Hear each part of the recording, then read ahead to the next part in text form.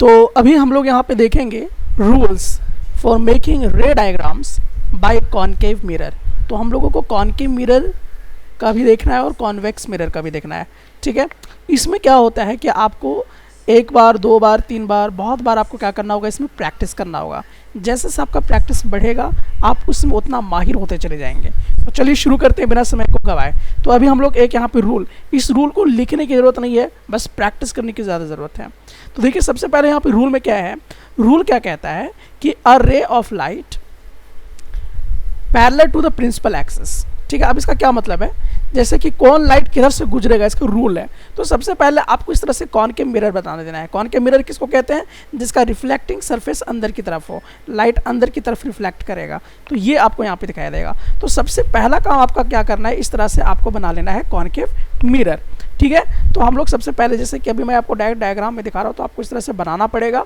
फिर सब पीछे क्या कर देना होगा, इस तरह से पेंट कर देना होगा, ठीक है। तो अब इसका रिफ्लेक्टिंग सरफेस किधर हो गया, अंदर की तरफ हो गया, ठीक है। अब बाकी स्केल वगैरह यूज करके आपको क्या करना है, इस तरह से आपको एक प्रिंसिपल एक्सिस बना देना है, ठीक है। और आपको यहाँ पे बीच में पोल का नाम दे देना है, ठीक है। और इस तरह से एक लाइन खींच लेना है। अब क्या करना है कि यहाँ पे जो रे ऑफ लाइट है, तो देखिए एक रे ऑफ लाइट आएगा आपके पास। कौन सा रे ऑफ लाइट है, तो देखिए ये वाला रे ऑफ लाइट आ रहा है। तो ये जो रे ऑफ लाइट है, ये रे ऑफ लाइट किसके पैरेलल है, देखिए ये जो प्रिंसिपल एक्सिस है, इसी को कहते थे प्रिंसिपल एक्सिस। तो रे ऑफ लाइट अगर पैरेलल होगा प्रिंसिपल एक्सिस के, तो लाइट किधर से पास करेगा, यही प्रश्न है। तो देखिए अगर ये हो गया हमारा प्रिंसिपल एक्सिस और ये हो गया रे of light, incident ray of light, तो ये यहाँ से बाउंस करेगा, रिफ्लेक्टिंग सरफेस है, तो यहाँ रिफ्लेक्टिंग सरफेस से रिफ्लेक्ट होगा, तो कहाँ से गुजरेगा, फोकस से गुजरेगा। ये रूल क्या कह रहा है कि pass through the focus, principal focus से क्या होगा, गुजरेगा लाइट। इसीलिए ये लाइट देखिए कि इसके पैरेलल है, तो लाइट रिफ्लेक्ट होकर किधर चला गया, इस ओर आ गया। किससे गुजरा, फोकस से गुजरा। ये रूल नंबर 1 हो गया, ठीक है। तो ये हम लोग रूल पढ़ रहे हैं, तो ये रूल आपको दिमाग में रखना है। एंड द सेकेंड रूल अब आपको यहाँ पे देखना है। तो सेकेंड रूल में देखिए कैसे हम लोगों को देखना है, इसी का जस्ट उल्टा। अब इसमें क्या कर रहा है कि अ रे ऑफ लाइट जो भी होगा, जैसे कि यहाँ पे देख लीजिए, ये रे ऑफ लाइट अगर फोकस से गुजरा, फोकस से गुजरा, तो रिफ्लेक्ट कैसे करेगा, parallel to the principal axis. तो देखिए यहाँ पर प्रिंसिपल एक्सिस कौन हो गया आपका, ये वाला हो गया, तो इसके पैरेलल चला गया। तो देखिए कोई बहुत बड़ा चीज़ नहीं है, ये वाला रूल का जस्ट अपोजिट है ये।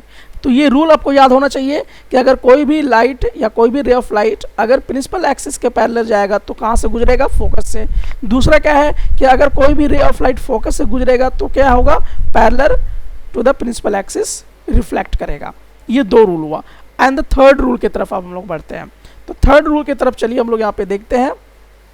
तो थर्ड रूल में यहाँ पे देखिए कि अगर कोई सेंटर ऑफ कर्वेचर से पास करेगा, तो जैसे यहाँ पे देखिए एक रे of light, incident ray of light ऐसे आ रहा है, ठीक है। तो इंसिडेंट रे ऑफ लाइट ऐसे आया और रिफ्लेक्टिंग सरफेस यहाँ पे टकराया, तो वापस लाइट ऐसे ही मुड़ गया, ठीक है। तो ये रूल नंबर 3 है। अगर सेंटर ऑफ कर्वेचर से कोई लाइट पास करेगा तो वो रिफ्लेक्ट किधर करेगा, सेंटर ऑफ कर्वेचर से ही रिफ्लेक्ट कर जाएगा। इसलिए एक बार एरो इधर दिखाया जा रहा है और एक बार इधर दिखाया जा रहा है। ये तीसरा रूल हो गया। एंड फोर्थ रूल आप देख लीजिए। फोर्थ रूल क्या है आपका कि a ray of incident obliquely to the principal axis of concave mirror is reflected obliquely making equal angles। तो देखिए अगर यहाँ पर ये जो रे ऑफ लाइट है, थोड़ा सा एरो डायग्राम यहाँ पे गड़बड़ है, तो अगर रे ऑफ लाइट ऐसे आ रहा है, ठीक है, तिरछा आ रहा है, तो ये तिरछा ही क्या करेगा, यहाँ पर क्रॉस करेगा। तो इस नियम का बिना इस्तेमाल किए भी हम रे डायग्राम बना सकते हैं, ठीक है। सिर्फ आपको ये 3 मेन इंपॉर्टेंट है, इसको यूज करके बनाना है और आपका एनसीईआरटी बुक इस नियम को यूज करके बनाया भी है। तो यहाँ पे बहुत सारा कन्फ्यूजन होता है बच्चों को, तो आप लोग प्रैक्टिस करने के दौरान इसको ज़्यादा से ज़्यादा सीख पाएंगे। तो चलिए ये रूल्स आपने प्रैक्टिस कर लिया होगा, ये रूल्स आपको समझ लेना है। अब हम लोग इसको प्रैक्टिस करना शुरू करते हैं।